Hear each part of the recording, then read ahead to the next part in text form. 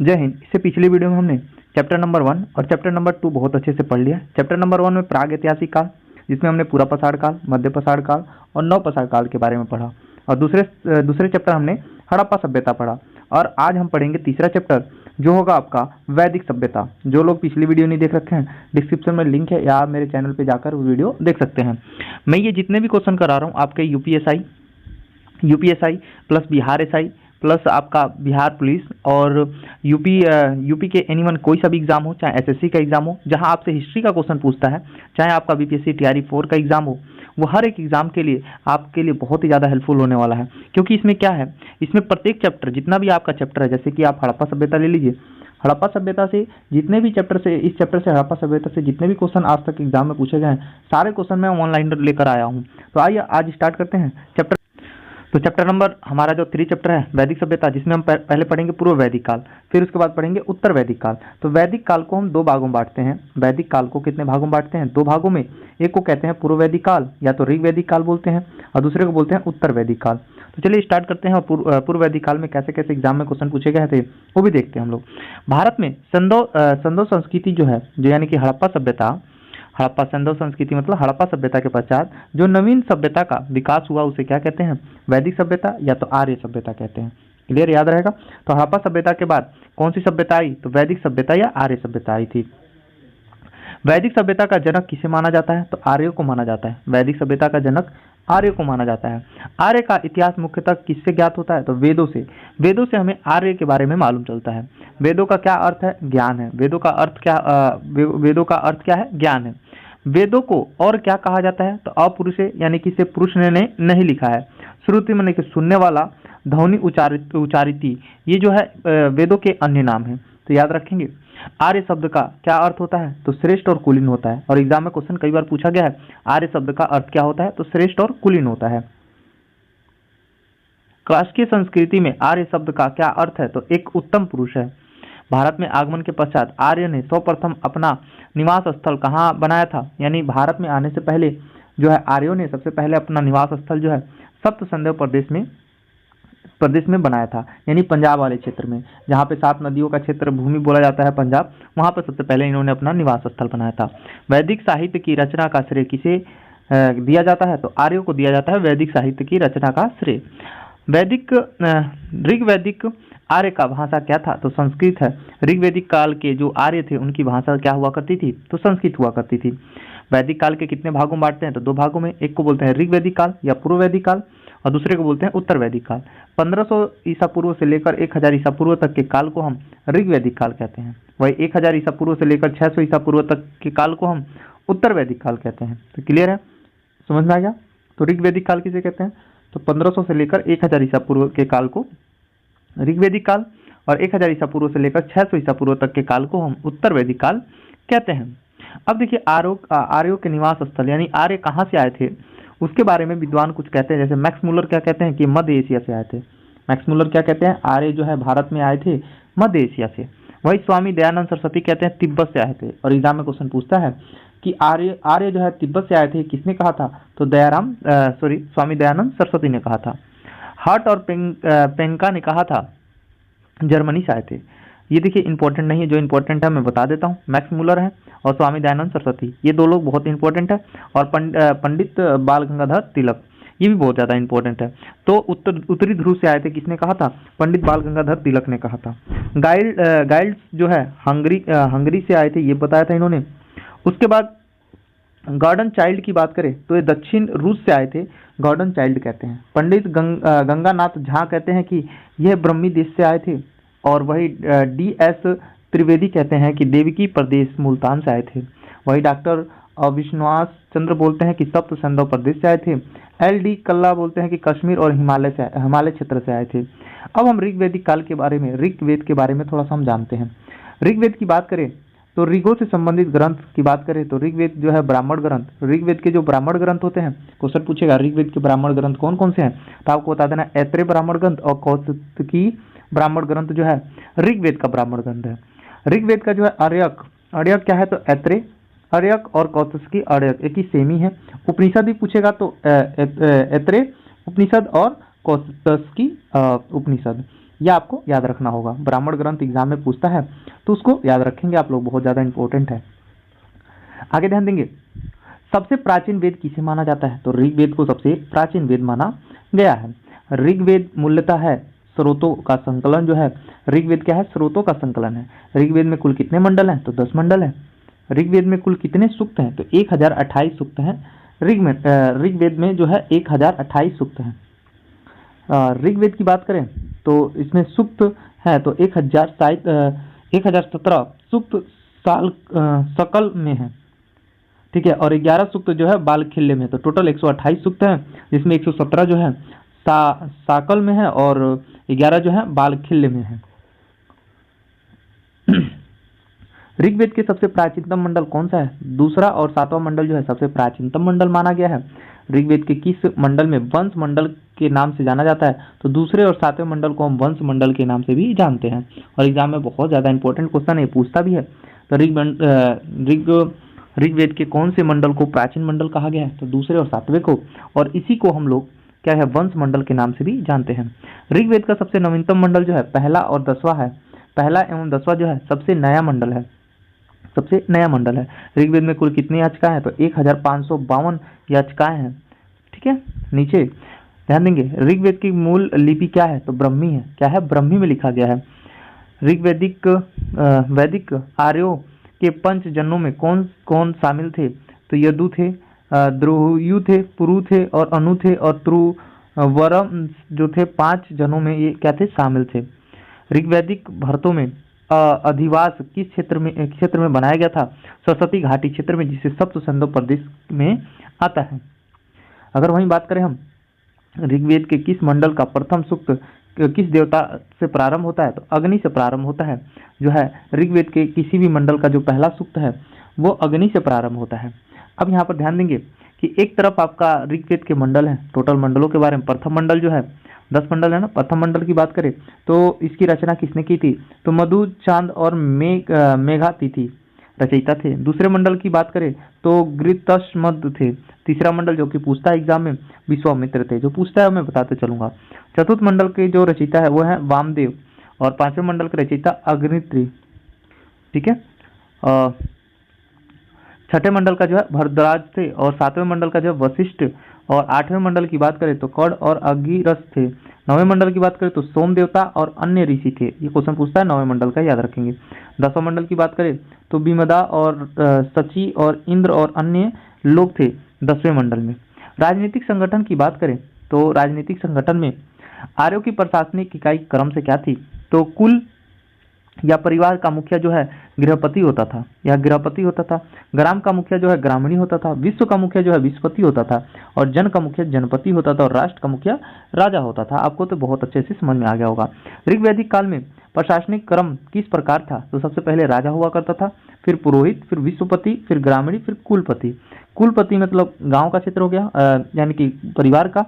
तो कुल के बाद क्या? ग्रामीण, यानी कि कई कुल मिलकर ग्राम बनाते थे, कई ग्राम मिलकर विश्व बनाते थे, और कई विश्व बनाकर पुरोहित वाला क्षेत्र, और उसके बाद राजा, यानी राष्ट्र का जो है क्षेत्र जो है राजा के अंदर आता था।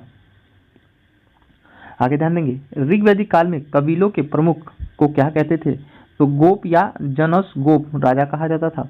राजा के निर्वाचन से संबंधित सूक्त किस वेद में पाए जाते हैं? तो ऋग्वेद में। ऋग्वैदिक काल में राजा के पदाधिकारियों के मुख्यतः कौन थे? पुरोहित थे। पूर्व वैदिक काल में राजा पर नियंत्रण कौन रखता था? तो सभा और समिति जो है राजा पर नियंत्रण रखता था। वह ऋग्वैदिक काल में आर्य के ग्रामीय सामान्यता क्या इंगित करता था? तो स्वजनों के एक समूह को। ऋग्वैदिक काल में कौन से जनतांत्रिक संस्थाएं थी? तो सभा, समिति, गण और विदर्थ जो है समिति क्या थी? जनतांत्रिक संस्थाएं थी। वैदिक युग की सर्वाधिक प्राचीन संस्था कौन सी थी? तो विदर्थ।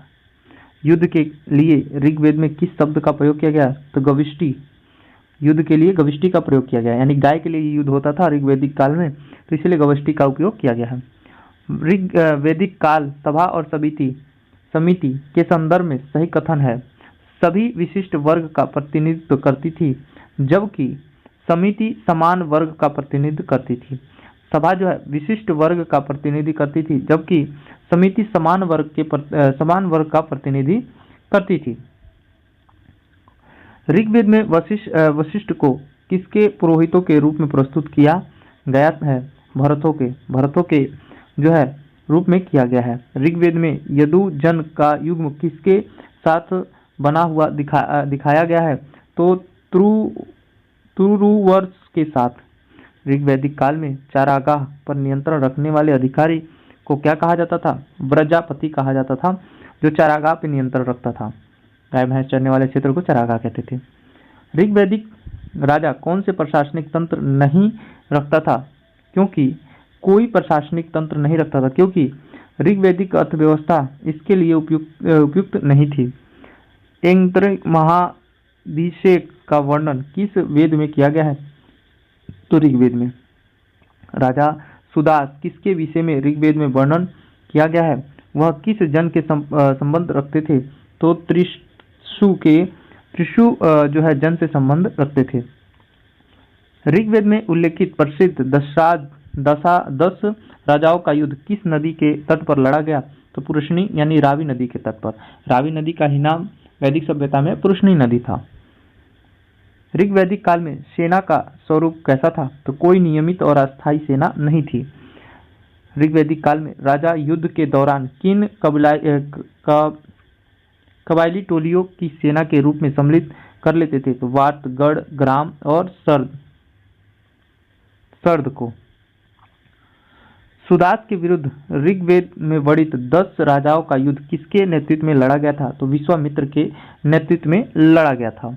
एक तरफ देखेंगे ये दिया हुआ है ऐत्रेय ब्राह्मण ग्रंथ जो है ऋग्वेद का जो है वर्णित शासन व्यवस्था। एक तरफ क्षेत्र दिया है, शासन दिया है, उपाधि दिया है। तो सबसे पहले पूर्व वाले क्षेत्र में जो लोग शासन करते थे उसको सम्राट कहते थे, उपाधि जो है साम्राज्य कहते थे, और उपाधि जो है सम्राट की दी गई थी। पश्चिम में जो शासन करता था उसके जो शासन क्षेत्र को स्वराज बोला जाता था और उपाधि दी गई थी सौराष्ट्र की। उत्तर में जो शासन करता था उसे वैराज कहते थे और उपाधि दी गई थी विराट की। दक्षिण में जो शासन करता था भोज्य कहलाया जाता और भोज की उपाधि दी गई थी। मध्य में जो शासन करता था राज और राजा कहा जाता था। ठीक है, आगे ध्यान देंगे। समाज की बात करें तो ऋग्वैदिक सभ्यता में समाज कैसा था? तो ऋग्वैदिक कालीन समाज कैसा था? तो पितृसत्तात्मक था, यानी पिता का चलता था। ऋग्वैदिक समाज का आधार होता था परिवार। ऋग्वैदिक समाज की सबसे छोटी इकाई थी परिवार या कुल। ऋग्वैदिक काल में राजा का आधार था कुल या परिवार। किस वैदिक ग्रंथ में वर्ण शब्द का सर्वप्रथम प्रयोग किया गया? तो ऋग्वैदिक काल में जो है वर्ण शब्द का ऋग्वेद में सबसे पहले प्रयोग किया गया था।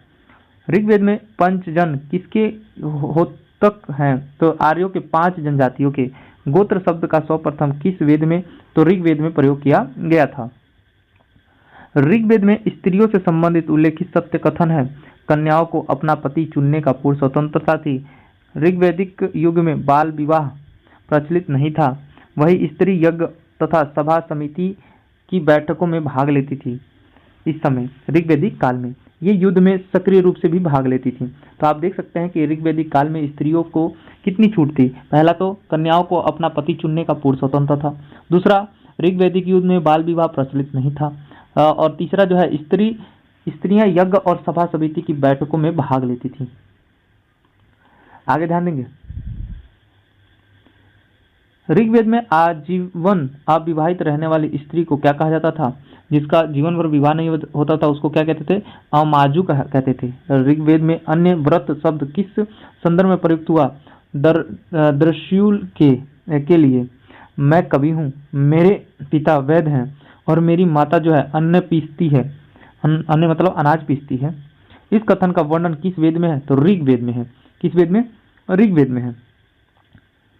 गो अपहरण, गो मतलब गाय का, अपहरण के प्रसंग में ऋग्वेद में प्रमुख रूप से किसका नाम आया है? तो पाणिनियों का आया है। वर्ण व्यवस्था से संबंधित पुरुष सूक्त मूलतः किस वेद का भाग है? तो ऋग्वेद का भाग है। ऋग्वैदिक युगीन वर्ण व्यवस्था जो बाद में जाति व्यवस्था में परिवर्तित हो गया, वर्ण की जाति में परिवर्तन होने का प्रमुख कारण क्या था? तो व्यवसायों का पैतृक होना ही जो है वर्ण व्यवस्था का ये बदला है। ऋग्वैदिक काल में आम जन मानस मनोरंजन के लिए किस साधन का उपयोग करता था? तो नृत्य का, संगीत का, रथ दौड़ का, घुड़दौड़ का, घोड़े का दौड़ का, पासा खेलना और कीड़ा मतलब कबड्डी की तरह गेम खेलना। ठीक है। पूर्ण विवाहित स्त्रियों के लिए पुनर्भृत शब्द का प्रयोग सर्वप्रथम किस वेद में किया गया? तो ऋग्वेद में। किस वेद में? ऋग्वेद में किया गया है। ऋग्वेदिक कालीन जो है, ऋग्वेदिक कालीन विदुषी, विदुषी मतलब जिसे वेदों का ज्ञान हो, उस महिला को, जिस महिला को वेदों का ज्ञान हो उसे विदुषी कहते हैं। जिन्होंने वैदिक मंत्रों का की रचना वह कौन कौन थी? तो घोषा, लोपामुद्रा, विश्वावारा और अपाला, ये सब महिला जो थी विदुषी थी, जिन्होंने वेदों की रचना करने में सहयोग किया था। वैदिक काल में पत्नी का महत्व किस रूप में था? तो सभी धार्मिक और सामाजिक उत्साहों में भागनी थी वो। ऋग्वैदिक कालीन आर्यों के विषय में सत्य कथन है, वह गांव में रहते थे, ये तो बात सही है। इन्होंने गुप्त क्रीड़ा का ज्ञान था। तीसरा, इनमें बहु विवाह का प्रचलन था। सामाजिक जीवन की प्राथमिक इकाई परिवार थी। सामाजिक जीवन की प्राथमिक इकाई क्या थी? परिवार थी। धर्म के बारे में जानेंगे। ऋग्वैदिक काल का जो धर्म था कैसा था? तो ऋग्वैदिक काल में धार्मिक कर्मकांड करने का क्या उद्देश्य था? तो भौतिक सुख यानी पुत्र और पशु की प्राप्ति करना। ऋग्वेद काल में कुल कितने देवी देवताओं का वर्णन है? तो 33 देवी देवताओं का जो है वर्णन है ऋग्वैदिक काल में। वही बात करें ऋग्वेद में कुल कितने देवी देवताओं का? तो 33। ऋग्वैदिक काल के महत्वपूर्ण देवता कौन थे? तो इंद्र जो है, अग्नि और वरुण जो है ऋग्वैदिक काल के महत्वपूर्ण देवी देवता थे। ऋग्वेद में सर्वाधिक संख्या में मंत्र किस देवता के लिए प्रयोग किए गए हैं? तो इंद्र के लिए 250 बार, तत्पश्चात अग्नि के लिए 200 बार प्रयोग किया गया है। वही बात करें हम ऋग्वेद साहित्य में 1/4 याचिकाएं किस देवता को समर्पित है? तो इंद्र को। ऋग्वेद के किस देवता को पुरंदर कहा गया है? तो इंद्र को पुरंदर कहा गया है। ऋग्वैदिक काल का सर्वशक्तिमान देवता कौन है? तो इंद्र है। ऋग्वैदिक देवताओं में से किसे युद्ध देवता की संज्ञा दी गई है? तो इंद्र को युद्ध का देवता कहा गया है। वही बात करें हम ऋग्वैदिक आर्यों का सर्वाधिक लोकप्रिय देवता कौन था? तो इंद्र थे। ऋग्वेद के अत्यंत उपयोगी और साथ ही अत्यंत भयावी देवता के रूप में किस का अधिक बार आह्वान किया गया? तो इंद्र का ही। ऋग्वैदिक देवता इंद्र के विषय में सत्य कथन है। झंझावत के देवता थे और वर्षा के देवता थे ये। ऋग्वैदिक काल में लोग इंद्र का आह्वान किस लिए करते थे? तो भौतिक सुख और विजय के लिए करते थे। वही हम बात करें आगे तो ऋग्वैदिक देवता इंद्र के विषय में सत्य कथन है। उसे भोज और सोमरस पान प्रिय थे। वे पूरों को नष्ट करने वाला था। सर्वाधिक सुक्त उसे ही संबोधित है। सर्वाधिक सुक्त क्या है? उन्हीं को संबोधित है। ऋतुस्तगोपा किस देवता को कहा गया है? तो वरुण देवता को कहा गया है। आत्मा के आगमन की परिकल्पना सर्वप्रथम किस देवता में परिलक्षित होती है? तो ऋग्वेद में और नासदीय सूक्त में। ऋग्वेद के 9वें मंडल किस देवता को समर्पित है? ऋग्वेद का जो 9वां मंडल है किस देवता को? तो सोम और इस पेपर नामकृत देवता है। ऋग्वैदिक काल में जनता मुख्यतः किस पर विश्वास करती है? तो बलि और कर्मकांड पर। गायत्री मंत्र की रचना किस ऋषि ने की थी? विश्वामित्र ने। ऋग्वेद के किस मंडल में गायत्री मंत्र का वर्णन किया गया है? तो तीसरे मंडल में। ऋग्वेद के तीसरे मंडल में गायत्री मंत्र का वर्णन किया गया है। ऋग्वेद के अधन्या का प्रयोग किसके लिए किया गया है? तो गाय के लिए। अधन्या मतलब क्या है? जिसका वध ना किया जाए, यानी गाय के लिए किया गया है। ऋग्वेद के संदर्भ में सत्य कथन है। ऋग्वेद में 33 देवताओं का उल्लेख है। 4 वर्ड जो है पुरुष सूक्त में ऋग्वेद के 10वें मंडल में उल्लेखित है। नेक्स्ट क्वेश्चन है, यहाँ पे ध्यान देंगे। ऋग्वेद काल में अश्वत्थ शब्द का प्रयोग जो वृक्ष के लिए किया गया वो पीपल वृक्ष के लिए किया गया है। अश्वत्थ जो है किसके लिए? पीपल वृक्ष के लिए किया गया है। आगे नेक्स्ट क्वेश्चन यहाँ पे ध्यान देंगे। ये जितने भी क्वेश्चन है किसी ना किसी एग्जाम में पूछे गए क्वेश्चन है। ऋग्वेद के किस देवता का संदर्भ में यह कहा गया है कि वह अहस्त्र स्तंभों वाले भवनों में निवास करते हैं, तो मित्र वरुण। ऋग्वेद में किसके लिए वर्णन किया गया है कि उसका रथ बकरे खींचते थे, तो पुरुषन जो है, पुरुषन जो कि देवता थे, उनका रथ जो है बकरे खींचते थे, ये बताया गया है ऋग्वेद में। ऋग्वेद के वंश मंडल प्राय किस देवता के मंत्र से आरंभ होता है, तो अग्नि देवता से। ऋग्वेद के सर्वाधिक लोकप्रिय छंद कौन से हैं, तो गायत्री मंत्र है। ऋग्वेदिक काल में धर्म का स्वरूप कैसा था, तो बहुदेववादी था, यानी बहुत से देवताओं को लोग क्या करते थे, मानते थे। ऋग्वेदिक कालीन आर्य किस देवता से प्रचलित नहीं थे, तो शिव से प्रचलित नहीं थे। ऋग्वेदिक का आर्य देवोपासना के साथ ही और उनकी पूजा करते थे, वह है प्राकृतिक की उपासना। ऋग्वेदिक काल में किन दो देवताओं का वर्णन किया गया है, तो उषा एवं आदिति का। ऋग्वेदिक काल में जंगल की देवी को किस नाम से जाना जाता है, तो अरण्यानी जो है जंगल की देवता को जाना जाता है, जो जंगल की देवी को। एक तरफ है पुरोहित, एक तरफ है वेद, यानी कि क्वेश्चन पूछेगा कि ऋग्वेद को पढ़ने वाले को क्या कहते हैं, तो होता या होत्रे बोलते हैं। वह यजुर्वेद के पढ़ने वाले को या ज्ञाता को क्या बोलते हैं, तो अधर्यु बोलते हैं। सामवेद के पढ़ने वाले को उद्गाता बोलते हैं और अथर्ववेद को ब्रह्मा बोलते हैं। याद रहेगा। तो ऐसे एग्जाम में क्वेश्चन पूछेगा कि ऋग्वेद के पढ़ने वाले को या ज्ञाता को क्या बोलते हैं, तो होता या होत्रे बोलते हैं। यजुर्वेद के पढ़ने वाले को या ज्ञाता को अधर्यु बोलते हैं। सामवेद के पढ़ने या ज्ञाता को उद्गाता बोलते हैं। अगर वही बोलेगा अथर्ववेद को, तो ब्रह्मा बोलते हैं। अर्थव्यवस्था यानी ऋग्वेदिक काल की अर्थव्यवस्था कैसी थी। ऋग्वेदिक काल में आर्य की आर्थिक स्थिति किस पर निर्भर थी, तो कृषि और पशुपालन पे था। पूर्व वैदिक काल में भूमि का स्वामी किसके पास था, तो संपूर्ण कबीले वालों के पास भूमि का अधिकार हुआ करता था। ऋग्वेद के किस मंडल में कृषि संबंधित कार्यों का वर्णन मिलता है, तो चतुर्थ मंडल में जो है कृषि संबंधित कार्यों का वर्णन मिलता है। ऋग्वेद में उल्लेखित यौ शब्द किस कृषि उत्पादन हेतु प्रयुक्त किया गया है, तो जौ को यौ बोलते थे ऋग्वेदिक काल में। ऋग्वेद के पर्णी शब्द किस वर्ग के नागरिकों के लिए प्रयुक्त किया गया है, तो व्यापारी वर्ग के लोगों के लिए पर्णी का प्रयोग किया गया है। ऋग्वेदिक काल में महत्वपूर्ण मूल्यवान संपत्ति किससे समझा गया है, तो गाय को समझा गया है।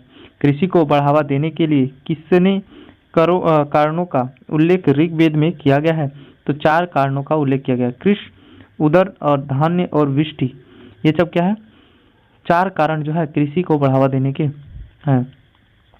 ऋग्वेदिक आर्य किस अनाज से परिचित थे, तो जौ से। ऋग्वेद में प्रयुक्त सीता शब्द क्या अर्थ निर्धारित करता है, तो जोते हुए कुवड़ के लिए जो है प्रयुक्त किया गया है सीता, यानी जोते हुए खेत को सीता कहा जाता था ऋग्वेदिक काल में। ऋग्वेदिक काल में कर का भार किस समुदाय पर था, तो वैश्य समुदाय पे जो कर का सारा भार किस पे था, कर सबसे ज्यादा कौन चुकाते थे, तो वैश्य लोग चुकाते थे। ऋग्वेदिक काल में नीस मतलब है आभूषण से बात कर रहे हैं, तो किस अंग का आभूषण माना गया, तो गले के आभूषण को नीस कहा जाता था, नीस के नाम से जानते थे। ऋग्वेद काल के किन शिल्पियों का उल्लेख किया गया है, कितने शिल्पियों का उल्लेख किया गया, तो बढ़ईगिरी, स्वर्णकारी और बुनाई, सिलाई और धातु कर्म और कुंभाकारी, ये सब क्या है, ये शिल्प जो है क्या करते थे, यानी कि ये लोग काम क्या करते थे। नेक्स्ट क्वेश्चन यहाँ पे, ऋग्वेद काल में किन पशुओं का उल्लेख है, तो गाय, भैंस, घोड़ा, हाथी, ऊंट, बैल, कुत्ता, सुअर, गधा, हिरण, इन सब का उल्लेख है। पशुओं के नाम पर इन सब का उल्लेख है। पूर्व वैदिक काल में कई नियम कर व्यवस्था नहीं थी। पूर्व वैदिक काल में कोई नियमित कर व्यवस्था नहीं थी, क्योंकि राजा को भूमि का स्वामी नहीं समझा जाता था, इसीलिए यहाँ पे कोई कर व्यवस्था नहीं थी। ऋग्वेद काल में ब्याज लेने वाले सूदखोर को, यानी जो ब्याज लेते थे उनको सूदखोर कहते थे, को कहा गया है, तो वेकनाट कहा गया है जो ब्याज लेते थे। कृषि संबंधित नाम, प्राचीन नाम, जैसे कि आधुनिक नाम जो है, इस समय उपजाऊ भूमि को जो है, इस समय जो हम उपजाऊ भूमि बोलते हैं उसको ऋग्वेदिक काल में जो है उर्वरा बोलते थे, उर्वरा, ठीक है। बैल को ब्रिक बोलते थे, ब्रिक। हल को जो है लांगल और सीर बोलते थे। गोबर की खाद को करीस या सकृत बोलते थे। हल की बनी नाली को सीता बोलते थे। ये इंपॉर्टेंट एग्जाम के लिए याद रखेंगे, हल की बनी नाली को क्या बोलते थे, सीता। यानी जब हल चलाते हैं तो एक नाली नुमा बन जाती है ना, उसी को हम सीता कहते थे ऋग्वेदिक काल में। हलवाहा हलवाहा क्या बोलते थे? किकवास बोलते थे, किकवास। कूप या कुएं को अकवट बोलते थे, अवट बोलते थे, अवट बोलते थे। वही हम बादल की बात करें तो प्रजन्य बोलते थे। अनाज मापने का पात्र जो है उदर होता था। अनाज की बात करें तो धान्य को अनाज बोलते थे। वैद्य जो है विषाज बोलते थे, और बढ़ई को जो है ताछन या ताछा, ये इंपॉर्टेंट है, याद रखेंगे, बढ़ई को ये कहते थे। अगर रीढ़ के लिए प्रयुक्त शब्द जो था कुसीद था, कुसीद। बैलगाड़ी के लिए अनस बोलते थे बैलगाड़ी को। ऋग्वैदिक कालीन नदियों के बारे में बात करें तो सबसे पवित्र नदी जो है कौन सी थी? ऐसे याद रखेंगे, सबसे पवित्र नदी सरस्वती नदी थी। कौन सी नदी? सबसे पवित्र नदी सरस्वती नदी थी। वही माते तमा, देवी तमा और नदी तमा सरस्वती नदी को कहा गया था जो है ऋग्वैदिक काल में। वही सिंधु नदी का सर्वाधिक बार प्रयोग किया गया था ऋग्वैदिक काल में। जो है ऋग्वेद में जो सर्वाधिक बार उपयोग जो है वर्णन किया गया था सिंधु नदी का, यमुना का 3 बार और गंगा नदी का 1 बार उल्लेख किया गया था। वही ऋग्वेद की नदियों के सूक्त में किन 2 नदियों के बीच वैदिक नदी सरस्वती की स्थिति का बोध है? तो यमुना और सतुर्धी। सतुर्धी इस समय वर्तमान में सतलज नदी बोलते हैं। तो यमुना और सतुर्धी नदी के बीच में सरस्वती नदी का वर्णन किया गया है। गंगा और यमुना नदी के सर्वप्रथम उल्लेख किस वेद में? तो ऋग्वेद में प्रयोग किया गया है गंगा और यमुना नदी का। वही बात करें ऋग्वेद के नदी सूक्त का वर्णन किस मंडल में किया गया? तो 10वें मंडल में किया गया है।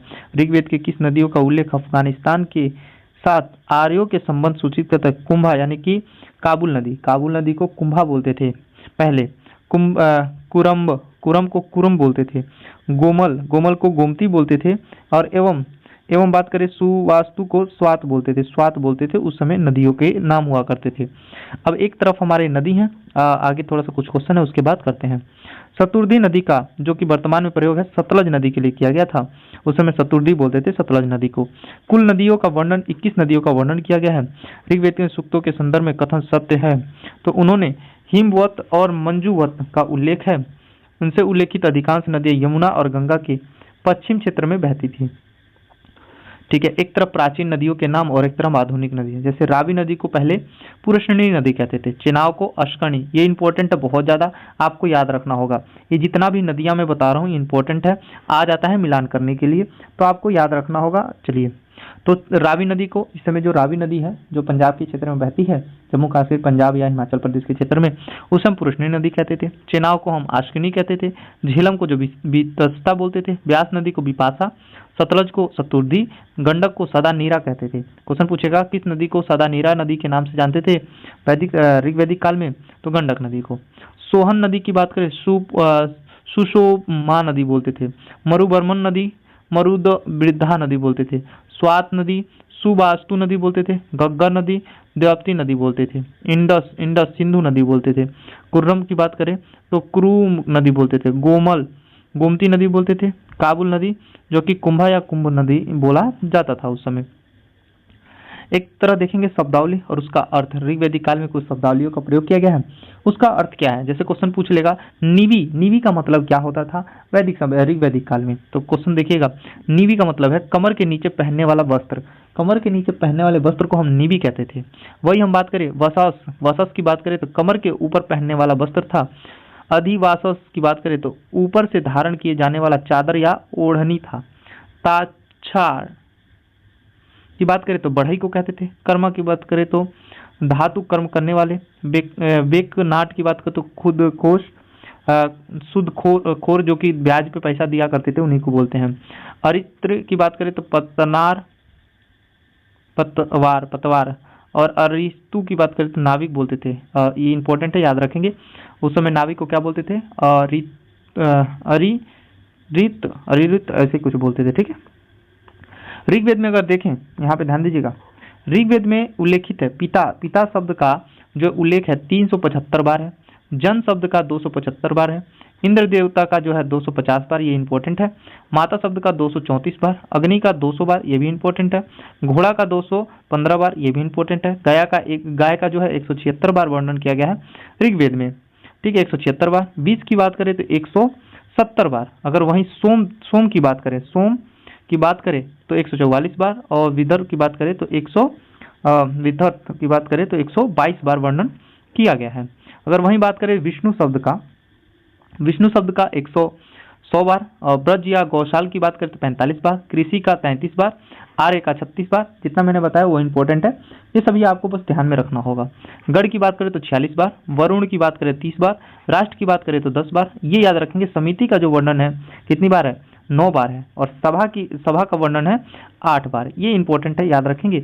समिति का वर्णन 9 बार, सभा का वर्णन 8 बार, यमुना का वर्णन 3 बार, ये भी इंपॉर्टेंट है। गंगा नदी का 1 बार, ये भी इंपॉर्टेंट है। राजा शब्द का जो है प्रयोग 1 बार किया गया है ऋग्वेद में, याद रखेंगे। उसके बाद पृथ्वी शब्द का 1 बार, ये भी ऋग्वेद में 1 बार वर्णन किया गया है, याद रखेंगे। ब्राह्मण शब्द का 15 बार, ये भी इंपॉर्टेंट है। क्षत्रिय शब्द का 9 बार। ये सारे क्या है? इंपॉर्टेंट है। और विविध क्वेश्चनों को देख लेते हैं। देखिए, कह रहा है ऋग्वेद का जन्म उत्तर पश्चिमी भारत में ना होकर यद्यपि ईरान में हुआ था। इस सिद्धांत के प्रतिपादक कौन है? तो मैक्स मूलर है। कौन है? मैक्स मूलर है। भारतीय संस्कृति की आधारशिला किस वेद में रखी गई है? तो ऋग्वेद में। सर्वप्रथम स्तूप शब्द की जानकारी कहाँ से प्राप्त होती है? तो ऋग्वेद से जो है स्तूप शब्द की जानकारी हमें प्राप्त होती है। नेक्स्ट क्वेश्चन, ऋग्वेद के किस सूक्त में भारतीय नाटक की अंकुर अवस्था का होना माना गया है? संवाद सूक्त में। ऊंट का सर्वप्रथम उल्लेख किस वेद में है? तो ऋग्वेद में जो है ऊंट का सबसे पहले उल्लेख किया गया है। ऋग्वेद में वर्णित सबसे समान अपराध किसे माना गया है? तो पशुओं की चोरी जो है सबसे समान अपराध माना गया है। अगर हम बात करें ऋग्वैदिक आर्य हड़प्पा संस्कृति के लोग एक ही थे, इस सिद्धांत के प्रतिपादक कौन है? तो बीबी लाल थे।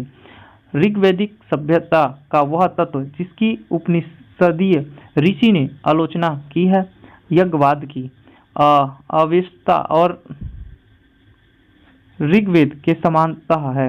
अश्वेता ग्रंथ किस क्षेत्र से संबंधित है? तो ईरान से। तो यह अभी तक तो हमने पढ़ा पूर्व वैदिक काल, जिसको हम ऋग्वैदिक काल भी कहते हैं। अब हम पढ़ेंगे उत्तर वैदिक काल, 1000 से लेकर 6000 ईसा पूर्व तक। इंपॉर्टेंट है, याद रखेंगे। उत्तर वैदिक काल का समय कब से कब तक था? तो 1000 ईसा पूर्व से लेकर 600 ईसा पूर्व तक का काल रहा। अब इसमें हम इंपॉर्टेंट क्वेश्चनों को देखेंगे। तो सबसे पहले है ऋग्वैदिक संस्कृति के पृष्ठभूमि पर जिस संस्कृति का विकास हुआ उसे कहते हैं उत्तर वैदिक कालीन संस्कृति। ऋग्वेद के आधार पर विकसित संहिता ग्रंथ कौन कौन से हैं? तो यजुर्वेद, सामवेद, अथर्ववेद, ब्राह्मण, आरण्यक और उपनिषद। ये सब क्या है? ऋग्वेद पर आधारित विकसित संहिता है, याद रहेगा। और यजुर्वेद, सामवेद, अथर्ववेद के साथ ब्राह्मण ग्रंथ और आरण्यक ग्रंथ और उपनिषद के विकास के किस काल के अंतर्गत रखा गया है? तो उत्तर वैदिक काल में रखा गया है। जबकि ऋग्वेद का जो है विकास जो है उत्तर वैदिक काल माना जाता है। जो है ऋग्वेद का जो विकास जो है हमें केवल ऋग्वैदिक काल जो जिसको हम पूर्व वैदिक काल के नाम से जानते हैं। नेक्स्ट क्वेश्चन यहाँ पे ध्यान देंगे। उत्तर वैदिक काल में वैदिक सभ्यता के प्रचार संधव से आगे बढ़कर कहाँ तक हो गया? तो गंगा, यमुना, दोआब और उत्तर भाग तक हो गया था। सतत ब्राह्मण से ज्ञात होता है कि उत्तर वैदिक काल में वैदिक सभ्यता का प्रचार हुआ था। पूर्व में गंडक नदी तक हुआ था। उत्तर वैदिक काल में किस प्रकार के मृद भांड का प्रयोग किया जाता था? तो चित्रित धूसर मृद भांड का प्रयोग किया जाता था। उत्तर वैदिक साहित्य में त्रिकुद, केंच और मैनांक पर्वत का उल्लेख मिलता है, जो पड़ते हैं पूर्व हिमालय में। अथर्ववेद में मगध की निवासियों को क्या कहा गया? तो वात्या कहा गया था। राजनीतिक संगठन देखेंगे उत्तर वैदिक काल की। तो राज्य का उद्भव किस काल में हुआ? तो उत्तर वैदिक काल में हुआ था। राजा के दायित्व उत्पत्ति का सिद्धांत सर्वप्रथम कहाँ देखा गया? तो उत्तर वैदिक काल में आरण्यक ब्राह्मण में देखने को मिला था। उत्तर वैदिक काल में राजतांत्रिक शासन व्यवस्था किस पर आधारित थी? तो वंशानुगत राजतंत्र पर आधारित थी। उत्तर वैदिक काल में राजा क्या उपाधि धारण करता था? तो सम्राट, एकराट और अधिराज की उपाधि धारण करता था। उत्तर वैदिक काल में राजा अपनी शक्ति विस्तार हेतु किस यज्ञों का आयोजन करता था? तो राजसी यज्ञ, अश्वमेध यज्ञ और वाजपेयी यज्ञ का आयोजन करता था। अपने शक्ति के विस्तार के लिए।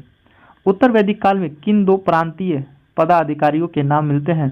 तो अस्थापति और सत्पति का हमें वर्णन मिलता है उत्तर वैदिक काल में, जबकि सभा और समिति जो है ऋग वैदिक काल में थे। उत्तर वैदिक काल में सीमांत प्रदेश का प्रशासक तथा न्याय अधिकारी क्या कहलाता था? अस्थपति कहलाता था।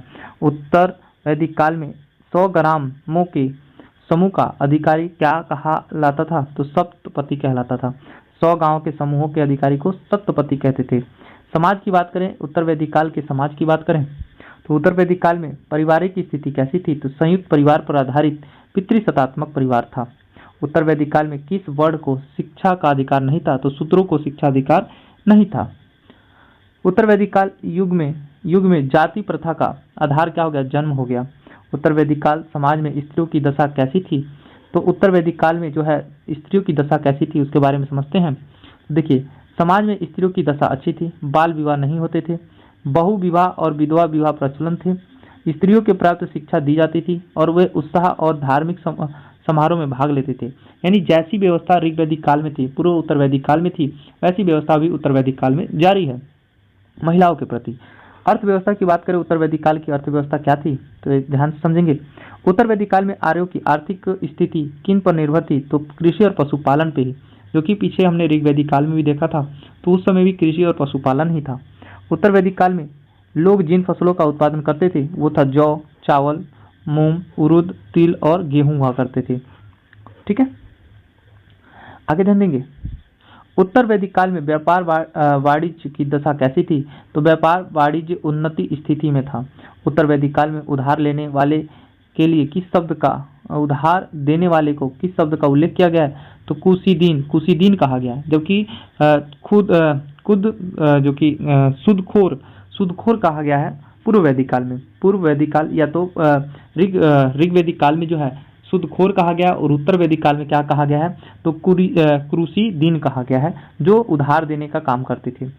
उत्तर वैदिक काल में माप की विभिन्न इकाइयां क्या कहलाती थी?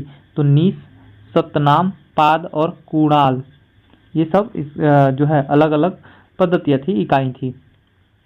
उत्तर वैदिक काल में बाट की मूलभूत इकाई क्या कहलाती थी? तो कुणाल, जिसे रत्तिका या गुंजा भी उसी के समान थे।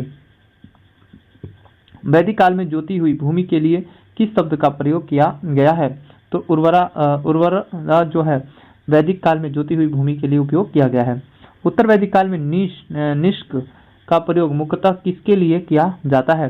तो व्यापार विनिमय का माध्यम नीस का प्रयोग सिक्के के रूप में किया जाता है। उत्तर वैदिक काल में नीस का प्रयोग सिक्के के रूप में किया जा रहा है, जबकि अभी हमने नीस जो है ऋग वैदिक काल में हमने पढ़ा था, गले का आभूषण हुआ करता था नीस। ठीक है, अब यहाँ पे दिया हुआ है उत्तर वैदिक काल में व्यवसायिक सूची क्या थी?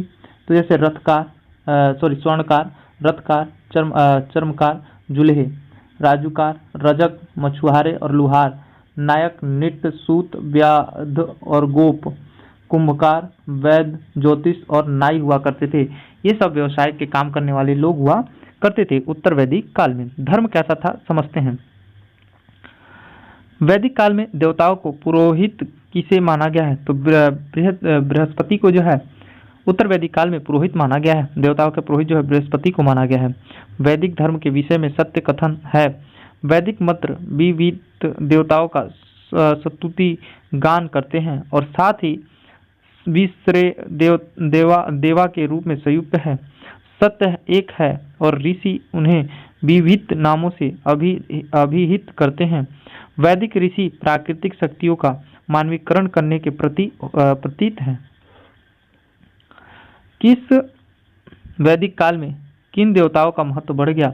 उत्तर वैदिक काल में किन देवताओं का महत्व बढ़ गया?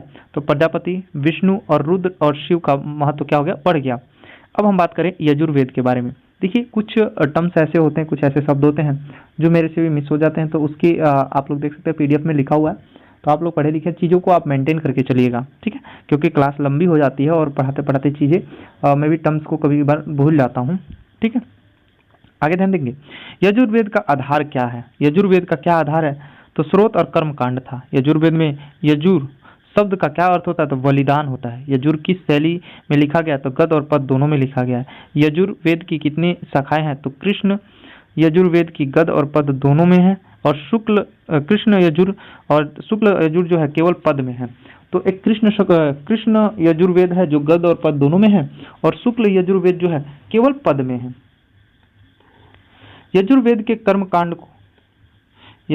कर्म कांड को संपन्न कराने वाले पुरोहित को क्या कहते हैं? तो अधर्यु कहते हैं। हमने बताया ही था पीछे कि यजुर्वेद को पढ़ने वाले या यजुर्वेद के ज्ञाता क्या बोलते हैं? अधर्यु बोलते हैं। वैसे ही ऋग्वेद को तो होता या होत्र बोलते हैं, और सामवेद को तो उद्गाता बोलते हैं, और अथर्ववेद को तो ब्राह्मण बोलते हैं। मैंने पीछे भी बताया बहुत अच्छे से। यजुर्वेद का अंतिम भाग है ईशोपनिषद जो है अंतिम भाग है यजुर्वेद का। ईशोपनिषद में क्या वर्णित है? तो आध्यात्मिक चिंतन है।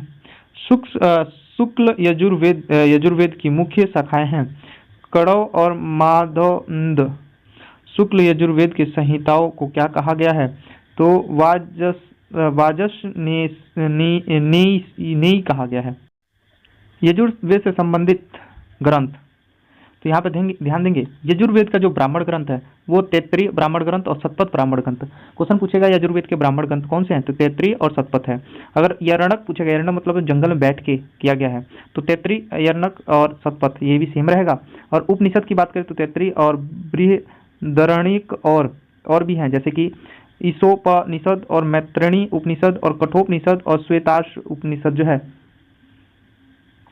उपनिषद जो है, ये सब उपनिषद हैं। ये किसके हैं? तो आपको बता देना यजुर्वेद के हैं। शतपथ ब्राह्मण किस वेद का ब्राह्मण ग्रंथ है? तो शुक्ल यजुर्वेद का जो है ब्राह्मण ग्रंथ है। शतपथ ब्राह्मण का विषय क्या है? तो पूर्व जन्म का सिद्धांत, जल प्लवन कथा और पुरुरवा उर्वरी और आख्यान और पुरुष में यज्ञ का वर्णन किया गया है शतपथ ब्राह्मण में। शुक्ल और कृष्ण के रूप में ज्ञात दो संस्करण किस वेद में से संबंधित है? तो यजुर्वेद से संबंधित है। मैत्रेय संहिता का संबंध किस वेद से है? तो यजुर्वेद से है। राजस्व यज्ञ संबंधित अनुष्ठानों का उल्लेख किस वेद में मिलता है? तो यजुर्वेद में मिलता है। यजुर्वेद की किस संहिता में केवल सूक्त है, गद्य नहीं है? तो वाजसेनीय जो है संहिता में जो है केवल सूक्त है, आपके गद्य नहीं है। यजुर्वेद के मंत्रों से देवताओं को आह्वान करने वाले पुरोहितों को क्या कहते हैं? तो अधर्यु या तो याज्ञिक बोलते हैं। सर्वप्रथम किस वेद में हिरण का शब्द का उल्लेख किया गया? तो यजुर्वेद में। किस वेद में आहुति यानी बलिदान संबंधित सूत्र समाहित है? तो यजुर्वेद में ही। सामवेद की बात करें, अब हम पढ़ेंगे सामवेद। साम का अर्थ होता है संगीत और गान, यानी कि संगीत से संबंधित है सामवेद। सामवेद के किस विषय के संदर्भ में मंत्रों का संग्रह है? तो यज्ञों के अवसर पर गाए जाने वाले मंत्र का जो है संग्रह है सामवेद में। सामवेद में मंत्रों का गायन करने वाले पुरोहितों को उद्गाता कहते हैं। सामवेद में कुल याचिकाएं हैं 1875। सामवेद की प्रमुख शाखाएं हैं तो कैथुमिया और रायनीय और जैमिनी, ये सब क्या है? इसकी शाखाएं हैं। सामवेद के ब्राह्मण ग्रंथ हैं तो तांडेय यानी कि महाब्राह्मण, और पंडवीस यानी कि उद्भव ब्राह्मण, और जैमिनी जो कि ब्राह्मण ग्रंथ हैं इसके। सामवेद के अरण्यक की बात करें तो छंदोगय अरण्यक और जैमिनी अरण्यक जो है इसके अरण्यक हैं किसके? सामवेद के। उपनिषद की बात करें तो छंदोपनिषद और सबसे प्राचीन उपनिषद है, और जैमिनी उपनिषद जो है कि सामवेद का है। सामवेद के संकलन किस वेद पर आधारित है? तो ऋग्वेद पे। किस वेद में संगीत का वर्णन? सामवेद में। राणायणीय संहिता किस वेद से संबंधित है? सामवेद से। 10 पाठकों में निदान सूत्र किस एक वेद से संबंधित है? सामवेद से। छंदोगय उपनिषद का संबंध किस वेद से है? सामवेद से है। किससे है? सामवेद से। अथर्ववेद की बात करें तो अथर्ववेद का नाम किस ऋषि के नाम पर पड़ा है? तो अथर्व ऋषि के नाम पे। अथर्ववेद को किस एक अन्य नाम से जानते हैं? तो ब्रह्मवेद और नहीं श्रेष्ठ वेद के नाम से, ब्रह्मवेद या श्रेष्ठ वेद के नाम से। अथर्ववेद के कुल कितने अध्याय हैं? 20 अध्याय हैं। अथर्ववेद में सूक्तों और मंत्रों की कुल कितनी संख्या है? तो 331 सूक्त हैं, 5967 इसमें मंत्र हैं। अथर्ववेद की कुल मंत्रों में से कितने मंत्रों की संख्या ऋग्वेद में संबंधित है? तो 12 मंत्रों की। अथर्ववेद की कितनी शाखाएं हैं? तो पीपलाद और सौनक जो है इसकी शाखाएं हैं। अथर्ववेद का ब्राह्मण ग्रंथ है गोपथ, गोपथ इसका ब्राह्मण ग्रंथ है। अथर्ववेद के उपनिषद की बात करें तो प्रश्नोपनिषद और मांडूकोपनिषद जो है अथर्ववेद के उपनिषद हैं, याद रखेंगे, बहुत इंपॉर्टेंट है। अथर्ववेद का विषय क्या है? तो इसमें सामान्यतः मनुष्य के विचारों, विश्वासों और अंधविश्वासों और जादू टोना का वर्णन मिलता है अथर्ववेद में। चारों वेदों में से किन वेदों में जादू, माया और वशीकरण का वर्णन है? तो अथर्ववेद में। यजुर्वेद और जीवन का विज्ञान का उल्लेख सर्वप्रथम किस वेद में है? अथर्ववेद में। किस वेद में सभा और समिति प्रजापति की दो पुत्रियां कहा गया है? तो अथर्ववेद में जो है सभा और समिति को प्रजापति की दो पुत्रियां कहा गया है। युद्ध का प्रारंभ मनुष्य के मस्तिष्क में होता है, इस ग्रंथ में उल्लेखित है। तो अथर्ववेद में। अथर्ववेद में बड़ी प्रथम कृषि वैज्ञानिक कौन थे? तो पृथुवेन्य थे। यह अयोध्या का सर्वप्रथम उल्लेख किस वेद में मिलता है? तो अथर्ववेद में। अंग राज्य का वर्णन सर्वप्रथम कहाँ किया गया है? तो अथर्ववेद में जो है अंग राज्य का वर्णन किया गया है।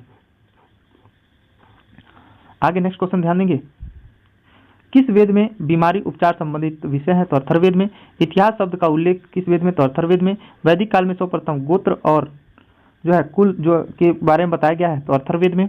राजा परीक्षित वर्णन सर्वप्रथम कहाँ हुआ था? तो अथर्ववेद में। परीक्षित का वर्णन जो है राजा परीक्षित का वर्णन अथर्ववेद में किया गया था। औषधि वनस्पति विषय में सूचना किस वेद से मिलता है? अथर्ववेद से। अब हम बात करेंगे ब्राह्मण ग्रंथ। ब्राह्मण ग्रंथ मुख्यतः किसके भाग हैं? तो वेदों के भाग हैं। ब्राह्मण ग्रंथ किस शैली में है? तो गद्य में है। ब्राह्मण ग्रंथ के विषय में मूलतः क्या है? तो यज्ञ कराने वाले निर्देशक के लिए इनमें कर्म कांडों एवं अनुष्ठानों का विदर्श वर्णन है। 1800 लेकर 600 ईसा पूर्व काल में किस युग से संबंधित है? तो ब्राह्मण युग से। ऋग्वेद से संबंधित ब्राह्मण ग्रंथ है, ऐत्रेय ब्राह्मण ग्रंथ है। गोपथ ब्राह्मण किस वेद से संबंधित है? तो अथर्ववेद से संबंधित है। सतपथ ब्राह्मण में उल्लेखित राजा विदेह माधव से संबंधित ऋषि कौन थे? तो ऋषि गौतम राहुलगढ़ थे। राजस्व के दैत्य उत्पत्ति के सिद्धांत का सर्वप्रथम उल्लेख किस ब्राह्मण ग्रंथ में किया गया? तो ऐत्रेय ब्राह्मण ग्रंथ में किया गया। राजा के लिए एक राट शब्द का प्रयोग सर्वप्रथम किस ब्राह्मण ग्रंथ में किया गया? तो ऐत्रेय ब्राह्मण ग्रंथ में। नेक्स्ट क्वेश्चन है, पुनर्जन्म के सिद्धांत का पहली बार उल्लेख किस ब्राह्मण ग्रंथ में? तो सतपथ ब्राह्मण ग्रंथ में। पुनर्जन्म के बारे में बताया गया सबसे पहले सतपथ ब्राह्मण ग्रंथ में। किस ब्राह्मण ग्रंथ में पत्नी को पति के अर्धांगिनी कहा गया? तो सतपथ ब्राह्मण ग्रंथ में है अर्धांगिनी कहा गया है। कुरु और पंचाल को वैदिक सभ्यता में सर्वश्रेष्ठ प्रतिनिधि किस ब्राह्मण ग्रंथ में बताया गया? तो सतपथ ब्राह्मण ग्रंथ में बताया गया है। 12 रतियों की सूची का वर्णन किस ब्राह्मण ग्रंथ में किया गया? तो सतपथ ब्राह्मण ग्रंथ में। महाजल पलावन की कथा जिसमें देवी मत्स्य द्वारा मुनि की रक्षा करने का वर्णन कहाँ से मिलता है? तो सतपथ ब्राह्मण से। विदेह माधव का अपने पुरोहित गौतम राहुगढ़ के साथ पूर्व दिशा की ओर जाने का कथनक किस ब्राह्मण ग्रंथ में उल्लेखित है? तो सतपथ ब्राह्मण ग्रंथ में। समुद्र प्रातः पृथ्वी के शासक को एकराट किस ब्राह्मण ग्रंथ में कहा गया? तो ऐत्रेय ब्राह्मण ग्रंथ में।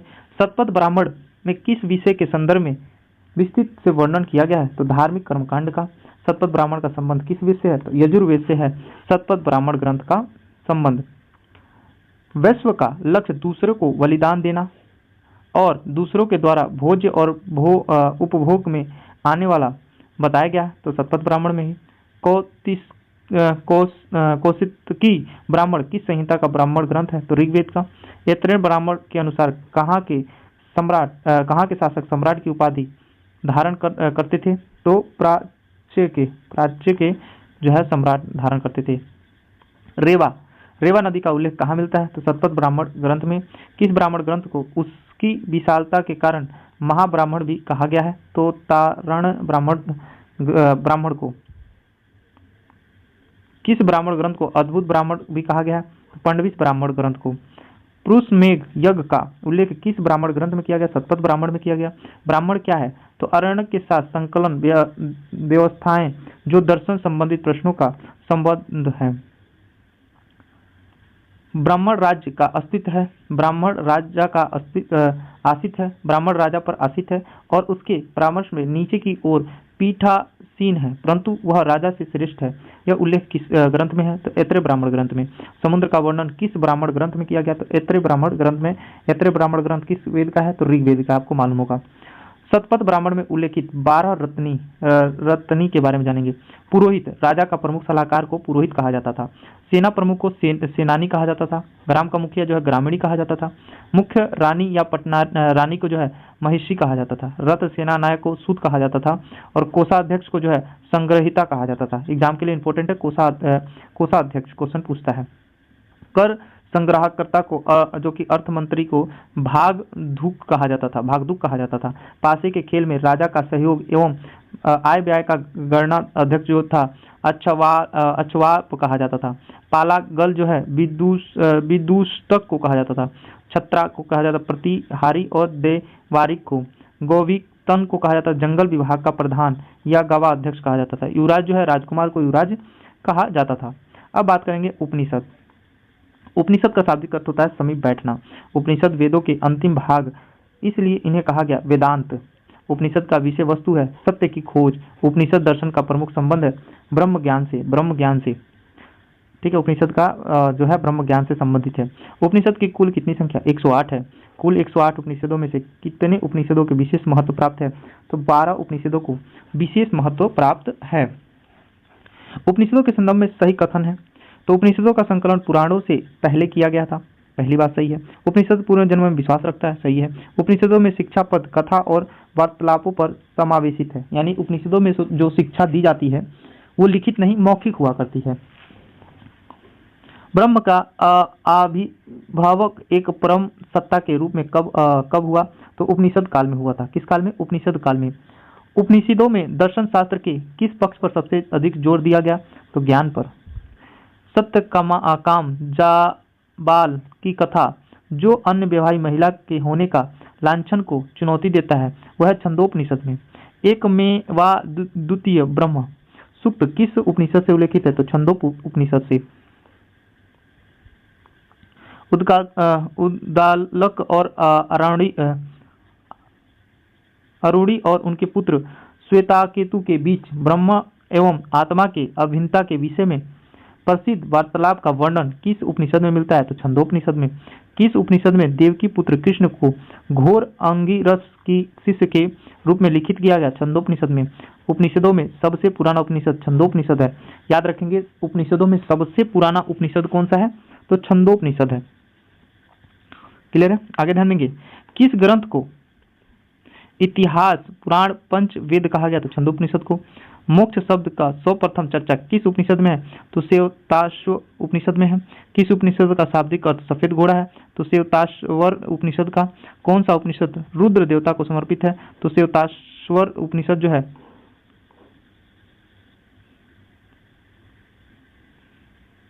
जो है देवता के लिए समर्पित है। तमसो माँ ज्योतिमय शब्द का वर्णन किस उपनिषद में? बृहदारण्यक उपनिषद में है। याज्ञवल्क्य और मैत्रेय और दार्शनिक संवाद किस उपनिषद में वर्णित है? तो विद्राणक उपनिषद में। जनक और याज्ञवल्क्य कथनक का वर्णन किस उपनिषद में है? तो बृहदारण्यक उपनिषद में। कौन सा उपनिषद गद्य में लिखा गया है? तो बृहदारण्यक उपनिषद जो है गद्य में लिखा गया है। विद्यारण्यक उपनिषद जो है अजातशत्रु को कहाँ का राजा बताया है? तो काशी का। कौन सा उपनिषद सबसे बड़ा है? तो विद्यारण्यक उपनिषद जो है सबसे बड़ा है। सत्यमेव जयते मुंडकोपनिषद से लिया गया है। किस उपनिषद में यज्ञ की तुलना टूटी फूटी नाव से की गई है? तो मुंडकोपनिषद से। यज्ञ की तुलना टूटी फूटी नाव से की गई है, मुंडकोपनिषद से। उपनिषदों में सबसे छोटा उपनिषद कौन सा है? मांडुक्योपनिषद है। अध्यात्म ज्ञान के विषय में नचिकेता और यम का संवाद किस उपनिषद से प्राप्त होता है? कठोपनिषद से। किस उपनिषद में मृत्यु संबंधित चर्चा की गई है? तो कठोपनिषद से। किस उपनिषद में वसुदेव कुटुंबक शब्द का प्रयोग किया गया? तो महाउपनिषद में। निष्काम कर्म सिद्धांत का सर्वप्रथम का उल्लेख किस उपनिषद में है? तो ईशोपनिषद में। किस उपनिषद में ऋषि पिप्पलाद और 6 ऋषियों का संवाद संकलन है? तो प्रश्नोपनिषद में। उपनिषदों के समय वह विदुषी महिला कौन थी जो दर्शनकों की सभा में उच्च ज्ञान और संभाषण कर रही वो महिला है गार्गी। कौन है? गार्गी। ठीक है। बृहदारण्यक उपनिषद में जनक, यहाँ पे ध्यान देंगे, जनक की सभा में याज्ञवल्क्य से दार्शनिक संवाद करते हुए किस विदुषी का वर्णन किया गया है? तो गार्गी का ही किया गया है। उपनिषद युग का राजा अश्वपति कहाँ का शासक था? तो केकय का शासक था। अद्वैत दर्शन का प्रतिपादक किस ग्रंथ में है? उपनिषद से है। उपनिषद काल के वे राजा जो ब्रह्म ज्ञान का आध्यात्मिक चिंतन से जुड़े हैं तो है विधेय का जनक, केकय के अश्वपति, काशी के अजातशत्रु और पंचाल के प्रवाहरण जाबाली। उपनिषदों के विषय में सत्य कथन है तो बृहदारण्यक और वो छंदोगोप उपनिषद गद्यों में है और उपनिषद घोषणा करते हैं कि मोक्ष ज्ञान से संभव है, ना कि आस्था से। दूसरा लाइन है इसमें कि उपनिषद तप आचार्य के जीवन में मोक्ष के लिए परम आवश्यक नहीं मानते हैं। विविध क्वेश्चनों के बारे में जानेंगे। देखिए, वेद त्रयी के अंतर्गत कौन कौन से वेद आते हैं? तो अथर्ववेद, ऋग्वेद, यजुर्वेद और सामवेद आते हैं। अथर्ववेद नहीं आता है। वैदिक साहित्य का सही क्रम वैदिक संहिताएं, ब्राह्मण ग्रंथ, आरण्यक ग्रंथ और उपनिषद है। किस सभी प्रथा चतुष्टिक वेदांता काल से प्रचलित हुए हैं? तो धर्म, अर्थ, काम और मोक्ष से। ब्रह्मचर्य, गृहस्थ आश्रम और वानप्रस्थ। तो ये चतुर्वेदों काल की प्राचीनतम जो है धर्म, अर्थ, काम, मोक्ष हो गया, ब्रह्मचर्य हो गया, गृहस्थ हो गया, वानप्रस्थ हो गया, संन्यास हो गया, ये सब क्या है? वेदों के काल के प्रचलन है। भारतीय संस्कृति के अंतर्गत यात्र का अर्थ होता है प्राकृतिक नियम। वही हम बात करें धर्म और अर्थ के भारत के प्राचीनतम वेद सभ्यता के एक केंद्रीय विचार का चित्रण करते हैं। तो धर्म व्यक्ति के दायित्व और स्वयं और दूसरों के प्रति व्यक्तिगत कर्तव्यों का कल्पना था। ऋषभ मूलभूत नैतिक विद्यमान था जो सृष्टि और उनमें अंतर्निहित सारे तत्वों के क्रियाकलाप को संचालित करता था। प्राचीन भारत के निशाक और नीस का प्रयोग किसके लिए किया जाता था? स्वर्ण आभूषण के लिए किया जाता था इस शब्द का प्रयोग। आगे नेक्स्ट क्वेश्चन देखेंगे। एशियाई, यहाँ पे ध्यान देंगे, थोड़ा सा और जूम करते हैं इसको। क्वेश्चन है, एशियाई माइनर स्थित बुंजोकोई में 14वीं शताब्दी ईसा पूर्व के अभिलेखों के किन ऋग्वेदिक कालीन देवताओं का वर्णन किया गया है? यानी बुंजोकोई अभिलेख जो है इसमें किन किन देवताओं का वर्णन किया गया है? और एशिया माइनर का बुंजोकोई अभिलेख है तो इंद्र में मित्र, वरुण और नासत्य का। बुंजोकोई नामक स्थान को क्यों महत्वपूर्ण है? यहाँ से प्राप्त अभिलेखों में वैदिक देवताओं और देवियों का नामों उल्लेखित प्राप्त हुआ है, इसलिए प्रसिद्ध है। कौन सा अभिलेख ईरान से भारत में आर्य के आने की सूचना देता है? तो बुंजोकोई अभिलेख 14वीं शताब्दी ईसा पूर्व में एक अभिलेख जिसमें वैदिक देवी देवताओं का वर्णन है। बुंजोकोई अभिलेख में अभिलेखों का कालानुक्रम किस प्रकार है? तो बुंजोकोई अभिलेख, डेरियस और बेहितून अभिलेख और डेरियस का पार्सिपोलिया अभिलेख और डेरियस का नक्सेरुस्तम अभिलेख, ये सब अभिलेखों का कालक्रम है। हिंदू पौराणिक कथाओं के अनुसार समुद्र मंथन हेतु किस सर्प ने स्वयं को रस्सी के रूप में प्रस्तुत किया? तो वासुकी ने। वैदिक काल में किस जानवर को अधन्या कहा गया? तो गाय को। अवेस्ता और ऋग्वेद की समानता में अवेस्ता किस क्षेत्र की पुस्तक में है? तो ऋग्वेद ईरान से। जीविकोपार्जन हेतु वेद वेदांग पढ़ने वाले अध्यापक को क्या कहा गया है? तो उपाध्याय कहा गया है। उपाध्याय। सुश्रुत संहिता का मूल पाठ प्रस्तुत किससे संबंधित है? तो शैल चिकित्सा से। वांग भट्टी के अष्टांग हृदय पुस्तक किस विषय संबंधित है? तो यजुर्वेद से। गुजरात में संस्कृत और प्राकृतिक भाषा के रचयिता कृत लेखा पद्धति का विषय क्या है? तो विभिन्न प्रकार के कानून दस्तावेजों के मॉडल। पुराणों की रचना किसने की? तो लोमहर्ष ऋषि और उनके पुत्र उर्गशर्वा ने। पुराणों की संख्या कुल 18 है। किस पुराणों को उनकी रचना के पुरातन इतिहास कहा गया? तो मत्स्य और वायु पुराण को। सर्प और प्रतिसर्ग, सर्ग और प्रतिसर्ग, वंश और मनवांतर और वंशानुचरित किसके संकेतक हैं? तो पुराणों के। श्री भागवत गीता मूलतः किस भाषा में लिखी गई है? तो संस्कृत में। महाभारत मूलतः किस रूप में जानी जाती है? तो जय संहिता के रूप में। द अटार्कटिक होम इन द वेद, आर्यों के द्वारा देश नामक पुस्तक के लेखक कौन है? तो बाल गंगाधर तिलक है। बहुत इंपॉर्टेंट है। The Arctic home in the Vedant Das जो है बाल गंगाधर की एक पुस्तक है। नेक्स्ट क्वेश्चन है, नारायण के साथ विष्णु के तादात्म्य की प्राचीनतम उल्लेख किस ग्रंथ में मिलता है? महाभारत से। वैदिक सूर्य देवता को अन्य किस नाम से जानते हैं? तो सावित्री, विश्वकर्मा और सविता के नाम से। और अवतारवाद की चर्चा किस ग्रंथ में की गई है? तो भागवत गीता में जो है अवतारवाद की चर्चा की गई है। यूरोपीय भाषा की प्राचीनतम अभिलेखीय प्रमाण कहाँ से प्राप्त होता है? तो इराक से। भारत के किस स्थान पे भोजपत्र यानी कि भारत की बहु प्रचलित लेखन सामग्री का प्राचीनतम साक्ष्य प्राप्त होता है? श्रृंगवेरपुर से। कौन सा ग्रंथ प्रास्थान यत्री के अंतर्गत आता है? तो भागवत गीता, उपनिषद और ब्रह्मसूत्र से। नेक्स्ट है, उत्तर वैदिक काल के आर्यों को भारतीय भूगोल के किस भाग की जानकारी नहीं थी? तो कृष्णा नदी घाटी और दक्षिण भारत की। उत्तर वैदिक काल किस विचारक ने वेदों की महिमा का खंडन किया है? तो कोतस ने।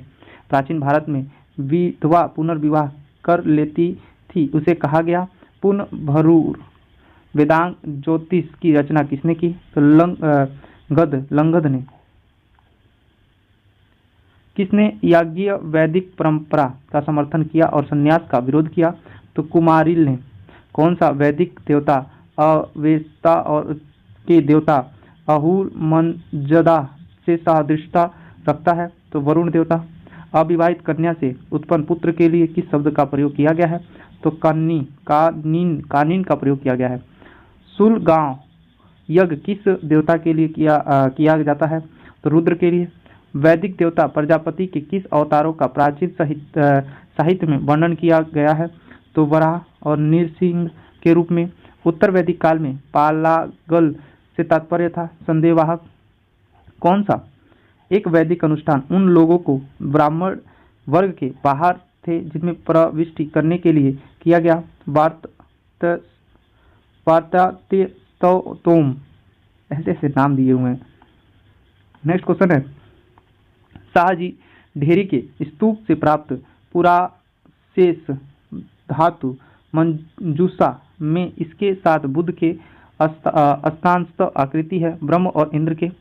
प्राचीन भारतीय इतिहास के संदर्भ में परिपलाव आख्यान क्या है? तो बलियों के संदर्भ में किए जाने वाले आख्यान कथाओं के सर्वपाठ को कहा जाता है। ज्योतिष, वेदांग और सूर्य प्राकृति किस ग्रंथ की श्रेणी में रखे जाते हैं? तो ज्योतिष। गंगा यमुना घाटी के उत्तर वैदिक कालीन लोक के भौतिक संस्कृति की जानकारी प्राप्त की जाती। चीतर दूसर मृदभांड से। मेगास्थनीज और डायोनीसियस और हेरिकॉलीज के रूप में बढ़ित सभी देवताओं की पहचान किसने की? शिव और कृष्णा से। उत्तर वैदिक काल में महत्व प्राप्त किए प्रजापति देवता में से कौन से पूर्ववर्ती देवता समाहित हो गए? तो विश्वकर्मा और हिरण्यगर्भ। सूर्य ने यम ने हरि से कहा, इस कथा का उल्लेख किस ग्रंथ में है? तो विष्णु ग्रंथ में है। कौन सा एक भागवत धर्म का सबसे महत्वपूर्ण लक्ष्य माना गया है? तो निजी देवताओं के प्रति भक्ति पर जोर। किस धर्म में यक्ष और यक्षिणी की पूजा में विश्वास किया गया है? ब्राह्मण धर्म और बौद्ध धर्म और जैन धर्म में जो है यक्ष और यक्षिणी की पूजा का बात कही गई है। प्राचीन भारतीय धार्मिक ग्रंथों में किसके साथ कृष्ण के विरोध का उल्लेख मिलता है? तो इंद्र का। वैदिक ग्रंथों के ऊषर भूमि का व्यंजक शब्द है खिल। चित्रित धूसर पात्र संस्कृति से उत्तर वैदिक कालीन ग्रंथ में प्रतिबंधित जीवन की पहचान करने के कौन से कारण है? दोनों भौतिक संस्कृति में समानता है। वैदिक देवता वरुण के बारे में सत्य है, वे नैतिक व्यवस्था के संरक्षक थे और वे पापियों के दंडक थे। वैदिक देवता वरुण के बारे में बताया गया है। वैदिक देवताओं के मंत्रों से अलग कोई अस्तित्व नहीं, यह मत किस दर्शन में व्यक्त किया गया? तो मीमांसा दर्शन में। वैदिक कालीन जो पर्वत था मुंजवत किस देवता का निवास स्थल था? तो सोम देवता का। ऋग वेद आर्य और हड़प्पा संस्कृति के लोग एक ही थे, इस सिद्धांत का प्रतिपादक बीबी लाल ने किया था। विष्णु तमिल में क्या नाम था? तो तिरुमल था। जाति प्रथा सर्वप्रथम कब से जटिल हुई? तो उत्तर वैदिक काल से क्या हो गई? जटिल हो गई।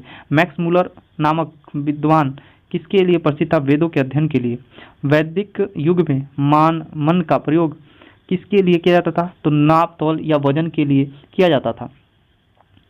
किस कारण गण संघ क्षेत्र में वैदिक को उत्तर काल में मलेच्छ देश के रूप में अंकित किया गया? तो वैदिक कर्मकांडों में विमुखता के कारण वर्ण संकर की संकल्पना सबसे पहले कब देखी गई? तो धर्मसूत्र में देखी गई थी। भारतीय जाति व्यवस्था अपने श्रेष्ठ रूप में मानी जाती है कार्यों के विभाजन से। पूर्व वैदिक काल में उत्तर वैदिक काल में राजस्व गठन के मुख्य रूप में क्या परिवर्तन हुआ? राज्य के संगठन का आधार कुल ना होकर भूमि विस्तार हो गया। वैदिक धर्म में संस्कृति का प्रमाण चिन्ह था यज्ञ। संहिता क्या है? श्लोकों का संग्रह जो है संहिता है। किस विद्वान ने हिस्ट्री ऑफ धर्मशास्त्र की रचना की? तो पी.बी. करणे। ब्राह्मण पिता और वैश्य माता के उत्पन्न पुत्र को किस रूप में वर्गीकृत किया गया? तो अम्ब अष्ट के नाम से वर्णित किया गया है। एक समय पर वैदिक सभ्यता में राजा को गोपति कहते थे, जिसका अर्थ होता था मवेशियों का स्वामी। मवेशी मतलब जो घूम घूम के पशुओं का जो चराते थे उसको मवेशी बोलते थे। वेद उपनिषद पुराण किस भाषा में लिखे गए? संस्कृत में। वेद भजनों और मंत्रों के संग्रह को क्या कहा गया? तो संहिता कहा गया। महानदी और पुराणिक नामक नीलोत्पल का उल्लेख किस ग्रंथ में किया गया? तो वायु पुराण में किया गया था। एकवल्य किस गुरु के संघोषित शिष्य थे? तो द्रोणाचार्य के। भारत के किस स्थल में खुदाई से लौह धातु का प्रचलन से प्राचीनतम प्रमाण मिलता है? तो अतरंजी खेड़ा से जो है लोहे का साक्ष्य मिला। किस ऋषि के बारे में कहा गया कि इन्होंने दक्षिण भारत का आर्यकरण किया, अर्थात इसमें आर्य बनाया? अगस्त ऋषि ने जो है दक्षिण भारत में आर्यकरण किया था। किस काल में अछूत का अवधारणा स्पष्ट रूप से उदित हुई? तो धर्मशास्त्र के समय। कौन सा वादक यंत्र सबसे प्राचीन है? तो वीणा। कौन सी जनजाति ऋग्वैदिक आर्यों के पंचजन से संबंधित नहीं थी? तो कीकट संबंधित नहीं थी। भारत के प्रथम विधि निर्माता माना गया? तो मनु को। ऋग्वेद के प्राचीनतम भाष्यकार कौन थे? तो शकंद्र स्वामी। गौतम और बौधायन के अनुसार वैदिक उत्तर काल में वार्षिक ब्याजिक दर क्या थी? तो 15%। उत्तर वैदिक कालीन पंचाल राज्य का प्रसिद्ध दार्शनिक नरेश कौन था? तो प्रवाहरण जावाली। नियोग प्रथा को किस धर्म सूत्र काल में अनुचित बताया गया? तो बौद्धान में बताया गया है। एक तरफ राजा है और किस क्षेत्र में शासन करते थे? वो है नरेश बृहदत्त जो है काशी के राजा थे। अशुपति के जारासंघ मगध के, ये इंपॉर्टेंट है। परीक्षित और जनमेजय कुरु के। नीच श्रु जो है वस्त्र भूमि के। महासेन जो है अवंती के। जनक जो है विधेय के हैं। और प्रवाहरण जबाली जो है पंचाल के हैं। प्राचीन नगर और स्थिति, देखिए जो पहले प्राचीन नगर हुआ करते थे कहाँ स्थिति था ये इंपॉर्टेंट नहीं है, बस इंपॉर्टेंट ये है। सकल जो है सियालकोट को कहा जाता था, जो वर्तमान में सियालकोट है उसको सकल के नाम से। ताम्र लिप्त जो है तामलुक बोला जाता था। पुष कालावती जो है चर सदाक बोला जाता था। तक्षशिला को सिरकप बोला जाता था। तक्षशिला सिरकप इस समय नया नाम है। विजयपुरा का नागार्जुन कोंडी है। कपीसा का बेलग्राम या अफगानिस्तान है। भंगवाड़ी का मैसूर कर्नाटक। द्वार समुद्र का हलेबीड। एक तरफ दिया है वेद, यहाँ ध्यान देंगे बहुत इंपॉर्टेंट ये लाइन है। एक तरफ वेद, उपवेद और रचनाकार और विषय। तो सबसे पहले ऋग्वेद का जो उपवेद है यजुर्वेद है। कौन सा है? यजुर्वेद है। आयुर्वेद है। यजुर्वेद नहीं आयुर्वेद है। तो क्वेश्चन पूछेगा ऋग्वेद का उपवेद तो आयुर्वेद, और इसके रचनाकार हैं प्रजापति या प्रजापस्य, ये जो है ऋग्वेद के हैं। और इसमें चिकित्सा संबंधित ज्ञान बताया गया है। यजुर्वेद में इसका उपवेद जो है धनुर्वेद है, और इसके जो रचनाकार है विश्वामित्र है। चिकित्सा संबंधित ज्ञान बताया गया है। अर्थवेद में शिल्प वेद जो है इसका उपवेद है, रचना विश्वामित्र है। युद्ध कला से संबंधित ज्ञान बताया गया है। सामवेद का उपवेद गंधर्ववेद है, इसके रचनाकार नारद है। संबंधित संगीत कला से संबंधित ज्ञान बताया गया है इसमें। वेद एक तरफ और संबंधित ज्ञान है। तो ऋग्वेद की बात करें तो सर्वतो या प्रार्थना, ईश्वर की महिमा, यानी कि भगवान से प्रार्थना कैसे करना है ऋग्वेद में बताया गया है। यजुर्वेद की बात करें तो इसमें कर्म कांड बलिदान कैसे देना है ये बताया गया है। सामवेद में संगीत के बारे में बताया गया। अर्थवेद में जादू टोना वशीकरण के बारे में बताया गया है। एक तरफ है वेद और संबंधित शाखा है, जैसे कि ऋग्वेद जो है साकल जो है इसकी शाखा है। यजुर्वेद की बाजसेनीय शाखा है। सामवेद की जो है कैथुम जो है शाखा है। सैनोक जो है अथर्ववेद का है। युद्ध की बात करें तो ये बहुत इंपॉर्टेंट है। अश्वमेध यज्ञ क्या होता है? सर्वाधिक महत्वपूर्ण यज्ञ है। इसमें राजा द्वारा साम्राज्य सीमा की वृद्धि के लिए घोड़े को स्वतंत्र छोड़ दिया जाता है और घोड़ा जहां जहां जाता है उस राज्य में उस राजा का अधिकार हो जाता है। राजस्व यज्ञ की बात करें तो इस यज्ञ में जो राजा क्या करता है, राज्याभिषेक के समय यज्ञ कराता है। वाजपेयी यज्ञ की बात करें तो अपनी शक्ति के प्रदर्शन के लिए रथ दौड़ का आयोजन कराया जाता है। अग्निओष्टम यज्ञ की बात करें तो पापों के क्षय और स्वर्ग की ओर ले जाने वाली नाव के रूप में वर्णित किया गया है। शैत्रोमणि यज्ञ की बात करें तो इस यज्ञ में पशु और सुअर की आहुति दी जाती है।